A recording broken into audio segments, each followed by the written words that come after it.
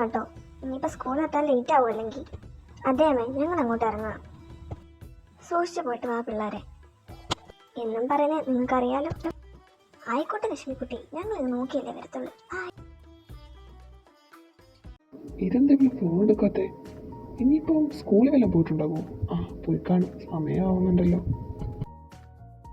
അഞ്ചു, നീ എന്തോ കാര്യം ഈ ഫോൺ തോണ്ടിക്കൊണ്ടിരിക്കുന്നത്? നിന്റെ മറ്റവൻ ഇരിക്കുന്നു ഇതിനകത്ത്. എന്തൊരു കഷ്ടമാണെന്ന് പറ. ഒന്നെങ്കിൽ എന്നെ ഹെൽപ്പ് ചെയ്യും, അല്ലെങ്കിൽ നിന്റെ പണി നോക്ക്. ഗൗതം, ചുമ്മാ എന്നെ കയറി ചൊറിയാൻ വരരുത് കേട്ടോ. ഞാനൊരു പണി ചെയ്യുന്ന കണ്ടില്ല നീ? പിന്നെ വാട്സപ്പിൽ ബ്ലൂ ടിക്കായോ ഡബിൾ ടിക്കായോ നോക്കിക്കൊണ്ടിരിക്കുന്നില്ലേ? ഒന്ന് പോടി. എടി പോടി വാടി നിൽക്കുന്നതിന്റെ മറ്റവളെ പോയി വിളിയടാ. അല്ലെങ്കിലും പെണ്ണില്ലാത്ത നിന്നോട് പറഞ്ഞിട്ട് കാര്യമില്ല. എന്തെങ്കിലും ഹെൽപ്പ് വെച്ച് നീ എൻ്റെ എടുക്കുന്നതിന് വരെ അപ്പം ഞാൻ കാണിച്ചു തരാടി മൂദേവി.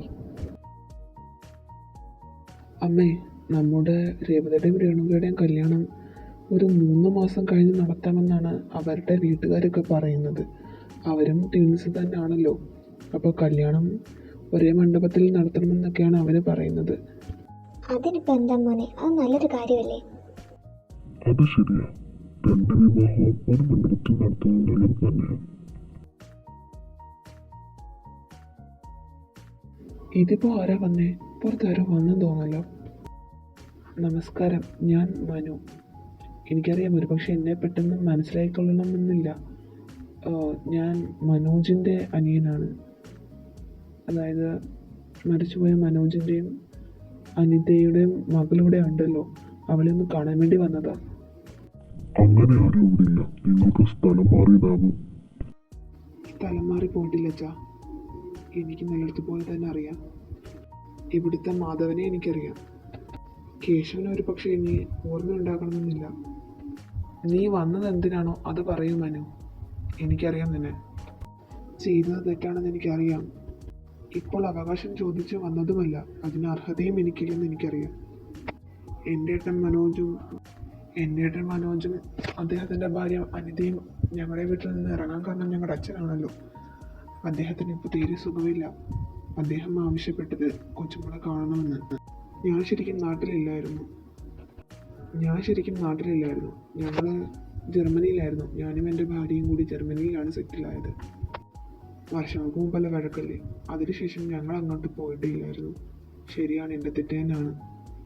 മകളുണ്ടെന്ന് അറിഞ്ഞിട്ടും ഞങ്ങളതിൻ്റെ പേര് ചോദിക്കാനും വന്നില്ല. ഇപ്പോഴും അവകാശം ചോദിച്ചു വന്നതല്ല. എങ്കിലും മരണക്കിടക്കയിൽ കിടക്കുന്ന എൻ്റെ അച്ഛൻ്റെ ഒരാഗ്രഹം അത് സാധിച്ചു കൊടുക്കണമെന്ന് തോന്നി. എന്നിൽ നിന്നും എൻ്റെ ഭാര്യയിൽ നിന്നും ഒരു കൊച്ചുമകളെ കൊടുക്കാൻ ഞങ്ങൾക്ക് സാധിച്ചില്ല. ഈ പറയുന്ന എൻ്റെ അച്ഛൻ തന്നെ എൻ്റെ ഏട്ടനോടും ഭാര്യയോടും മകളോടും ആദ്യം തന്നെ വെറുപ്പായിരുന്നു. അതുകൊണ്ടായിരുന്നല്ലോ അവരെ അകറ്റി നിർത്തിയത്. അവരുടെ മരണശേഷവും എന്തോ അച്ഛന് തോന്നിയിട്ടുണ്ടാവില്ല. എന്നാൽ ഇപ്പോൾ തോന്നി. അതാ ഇവിടെ വന്ന് സംസാരിക്കാമെന്ന് വിചാരിച്ചത്. അർഹതയില്ലെന്നറിയാം, എങ്കിലും ഞങ്ങളുടെ കുട്ടിയല്ലേ അവൾ. അതുകൊണ്ട് കൂടെ കൊണ്ടുപോകാൻ ഞങ്ങൾ ആരെയും പിടിച്ചു വച്ചിട്ടില്ല മനു. അവളുടെ സമ്മതമുണ്ടെങ്കിൽ നിനക്ക് അവളെ കൊണ്ടുപോകാം. പക്ഷെ വിട്ടുതരില്ല. ഞങ്ങൾക്ക് വേണം ഞങ്ങളുടെ മകളെ. മോളെ ലക്ഷ്മി, ഇവർക്ക് കുടിക്കാൻ എന്താണെന്ന് വെച്ചെടുക്ക്. അയ്യോ അമ്മേ, അതിൻ്റെ ആവശ്യമൊന്നുമില്ല. ഞങ്ങൾക്ക് ഗൗരിമോളെ ഒന്ന് കണ്ടാൽ മതി. ഞാൻ ഗൗരിയെ കൂട്ടിക്കൊണ്ട് വരാം. ഗൗരി മോളെ, എന്തുറക്കം ഇത്? നിനക്ക് എന്താ പറ്റി? ഒന്ന് എഴുന്നേറ്റേ. നിന്നെ കാണാൻ 2 പേര് വന്നിട്ടുണ്ട്. എന്ത് കഷ്ടമാ പ്രിയാമ്മേ, ഞാനൊന്ന് ഉറങ്ങിക്കോട്ടെ. ഈയൊരിടെയായിട്ട് നിനക്ക് മടി നല്ലോണം കൂടുന്നുണ്ടേ. ശരി, എഴുന്നേക്ക്. നിന്നെ കാണാൻ 2 പേര് വന്നിട്ടുണ്ട്. എന്നെ കാണും? എനിക്ക് എന്നെ കാണാനും വരാനൊക്കെ ആരാളത്? ഞാൻ ദാ വരുന്നു. പ്രിയാമ്മ അങ്ങോട്ട് പൊക്കോ. ഓക്കെ? വേണ്ട, എന്നെ പറഞ്ഞു വിട്ടിട്ട് ഉറങ്ങാനാണെങ്കിൽ നിന്നെ ഞാൻ കൊല്ലും. വേഗം വാ. ചോദിക്കാൻ അധികാരമില്ലെന്ന് അറിഞ്ഞിട്ടും ഞാൻ ഇവിടെ വന്ന് കാര്യം പറയാൻ കാരണം തന്നെ മാധവൻ ഇവിടെ ഉണ്ടല്ലോ എന്നുള്ള ധൈര്യമായിരുന്നു. എൻ്റെ ഏട്ടൻ ചെയ്തൊരു മണ്ടത്തരം. അത് ക്ഷമിക്കാൻ അച്ഛനും സാധിച്ചില്ല. തിരുത്താൻ എന്നെ കൊണ്ടു. ഞങ്ങൾക്കുള്ളതെല്ലാം ഇനി ഗൗരിക്കുള്ളതാ. അല്ലാതെ ഞങ്ങളിപ്പോൾ ആർക്കും കൊടുക്കാൻ. ഉണ്ടാക്കുന്നതും ഉണ്ടാക്കിയതുമെല്ലാം അവൾക്ക് തന്നെ. മാധവനെ വിളിച്ച് ഞാൻ കാര്യങ്ങൾ തിരക്കെങ്കിലും ഇത് പെട്ടെന്നുള്ള വരവായിരുന്നു. കാരണം അച്ഛൻ വിളിച്ചത് തന്നെ തീരെ വയ്യെന്ന് പറഞ്ഞപ്പോൾ ഞങ്ങൾ അവിടെ നിന്നും നാട്ടിലേക്ക് പോന്നു. ഗൗരിയെ കാണാൻ ഞങ്ങൾക്കുണ്ടായിരുന്നു മോഹം. പിന്നെ മറ്റൊരു കാര്യം കൂടി ഉണ്ട്. അതിന് ഗൗരിയുടെ സമ്മതം കൂടി വേണം. എന്താണെന്ന് വെച്ചാൽ എൻ്റെ ആങ്ങളുടെ മകൻ ഇവിടെ ഉണ്ടായിരുന്നു. ആള് മോളെ കണ്ടിട്ടുമുണ്ട്. ഞങ്ങൾ കാര്യം പറയുന്നതിൻ്റെ ഇടയിലാണ് അവൻ കാര്യം പറഞ്ഞത്. ആളെ അമ്പലത്തിൽ വെച്ചിട്ട് കാണാറുണ്ടത്രേ. മോക്കറിയാൻ ചാൻസ് ഇല്ല, എങ്കിലും അവൻ അങ്ങനെ ഒരു ഇഷ്ടം പറഞ്ഞിരുന്നു. ആളെ പറഞ്ഞ് പിടികിട്ടും. ഇവിടുത്തെ സബ് ഇൻസ്പെക്ടറാ അജയ്. മാധവന് ചിലപ്പോൾ അറിയായിരിക്കുമല്ലോ. ആ മോളെത്തിയല്ലോ. നമുക്ക് ഞങ്ങളെ മനസ്സിലായോ മോളെ? ഇവിടുത്തെ മാധവനച്ചൻ പറഞ്ഞ് കേട്ടിട്ടുണ്ട്. ഇപ്പോഴാണ് കാണുന്നേ. നിങ്ങൾ പുറത്തെവിടെയാണെന്നാണ് കേട്ടത്.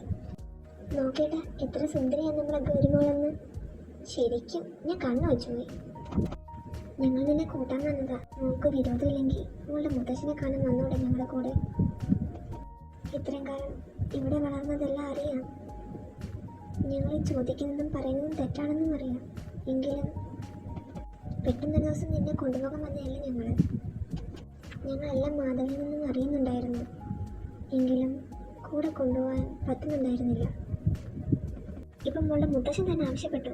കൂടെ ഞാൻ വരാം, പക്ഷേ എനിക്ക് തിരികെ ഇവിടേക്ക് തന്നെ വരണം. എൻ്റെ എല്ലാം ഇവിടെയാ, ഇവിടുള്ളവരാ. മോളെ കരയണ്ട, മോളെ ഇവിടെ തന്നെ തിരിച്ചു കൊണ്ടുവരും. മുത്തശ്ശനൊന്ന് കാണാൻ വേണ്ടി. അതിനുവേണ്ടി മാത്രമാണ് മോൾ വിഷമിക്കണ്ട.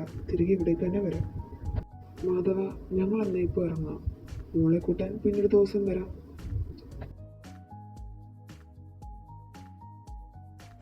മാധവേട്ട, എനിക്ക് മനസ്സിനൊരു സുഖം തോന്നുന്നില്ല. നമ്മുടെ ഗൗരിമോള് നമ്മളെ വിട്ടു പോകുമോ? എൻ്റെ മൂന്ന് ലക്ഷ്മി, നീ ചുമ്മാ ടെൻഷനൊന്നും അടിക്കണ്ട. മനു വന്നത് ഞാൻ പറഞ്ഞില്ലേ, അവൻ്റെ അച്ഛന് വയ്യാത്തത് കൊണ്ട് മാത്രം. അതും അയാൾ തന്നെ ആവശ്യപ്പെട്ടു കൊച്ചുമോളൊന്ന് കാണണമെന്ന്.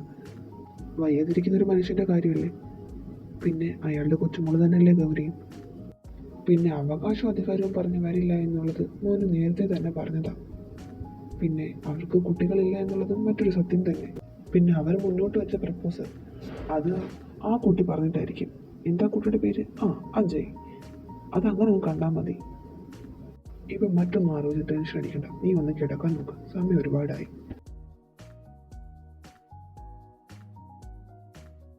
എന്നിട്ടെന്തായി? നിന്റെ കൊച്ചച്ഛൻ എന്താ പറഞ്ഞു?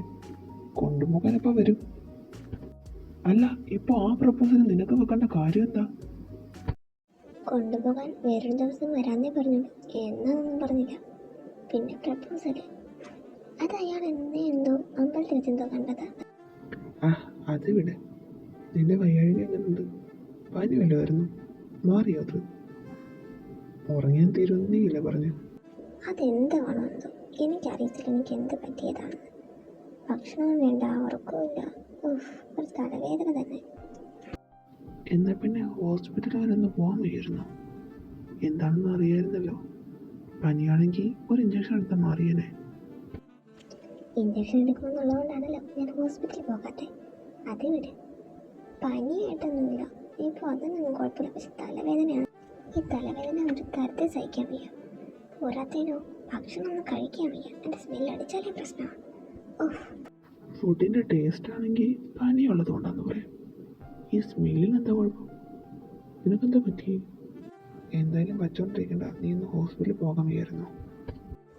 നിങ്ങളെന്തോ മനുഷ്യ എന്നെ പറഞ്ഞ് പേടിപ്പിക്കുന്നു. ചില ഫുഡിൻ്റെ സ്മെല്ല് അങ്ങോട്ട് ശരിയാകത്തില്ല. എനിക്ക് വോമിറ്റ് ചെയ്യാൻ വരും. അല്ലാണ്ട് വേറെ കുഴപ്പമൊന്നുമില്ല. ഇത് കൊള്ളാം. ഫുഡിന് സ്മെല്ലടിച്ച് നിനക്ക് വോമിറ്റ് ചെയ്യാൻ വരുമോ? അതെന്താണ് അങ്ങനെ? അതിന് ഈ കുഴപ്പം പ്രഗ്നൻ്റ് ആയിട്ടുള്ളവർക്കല്ലേ? ഒരു മിനിറ്റ്, ഞാനിപ്പോൾ വിളിക്കാം. ഈ വ്യക്തി എന്താണ്? വിളിക്കട്ടെ, അപ്പം അറിയാലോ. അല്ല, കലണ്ടറിലെ കണക്കനുസരിച്ച് നോക്കുകയാണെങ്കിൽ ഇതിപ്പോൾ 10-15 ദിവസം അല്ല 15 അതിൽ കൂടുതലായല്ലോ. ഞാൻ എന്തൊരു പൊട്ടിയാ, ഞാനൊന്നും നോക്കിയത് പോലുമില്ല. ഇനി അതായിരിക്കുമോ? വേറെന്തെങ്കിലുമായിരിക്കും. അത് വേറെന്താവാനാ?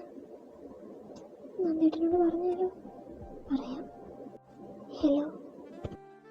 എന്താ പെട്ടെന്ന് വെച്ചിട്ട് പോയി കളഞ്ഞേ? എന്തോ നോക്കിയത്? അത് പിന്നെ നന്ദേട്ട, നന്ദേട്ടൻ ഇവിടുന്ന് പോയിട്ട് തന്നെ 20 കൂടുതൽ ദിവസമായല്ലോ. ആയിട്ടുണ്ടാവും. അതിന് അത് പിന്നെ ഈ മാസത്തെ ഡേറ്റ് മാറിപ്പോയി. നീ എന്താ ഉദ്ദേശിച്ചത്? അത് അതെന്താന്ന് വെച്ചാൽ കണക്കനുസരിച്ച് എൻ്റെ ഡേറ്റ് ഈ മാസം ഫസ്റ്റാണ്. പക്ഷേ ഇത് ലാസ്റ്റായി. മാസം അവസാനമായിട്ടും ഇതുവരെയും തൂക്കിയല്ലോ നാഥാ. ഇനിയിപ്പോൾ എന്ത് ചെയ്യും? നീ ഒരു കാര്യം ചെയ്യ്, വീട്ടിൽ വെച്ച് ഒരു ടെസ്റ്റ് ചെയ്ത് നോക്ക്. എന്നിട്ട് പോസിറ്റീവ് ആണെങ്കിൽ നമുക്കത് പിന്നെ ആലോചിക്കാം. ഓക്കെ, ഇപ്പം കിടന്നു. Good night. എൻ്റെ സമാധാനം മൊത്തം പോയി. എനിക്കറിയില്ല എന്ത് ചെയ്യുന്നു. ദൈവമേ, പോസിറ്റീവ് ആണെങ്കിൽ എന്ത് ചെയ്യും? ലക്ഷ്മി അമ്മയുടെ മുഖത്തിന് എങ്ങനെ നോക്കും? നീ ചുമ്മാ ഓവറായിട്ട് ടെൻഷൻ അടിക്കണ്ട. സമാധാനമായിട്ടിരിക്കും. എന്തെങ്കിലും നേരിട്ടല്ലേ പറ്റത്തുള്ളൂ. ഇപ്പം കിടന്നുറങ്ങും. അത് ശരിയാണല്ലോ. ഞാനിതിനെ വെറുതെ ക്ഷണിക്കുന്നത്. ഉത്തരവാദിക്ക് കുഴപ്പമില്ലെങ്കിൽ എനിക്കാണ് കുഴപ്പം.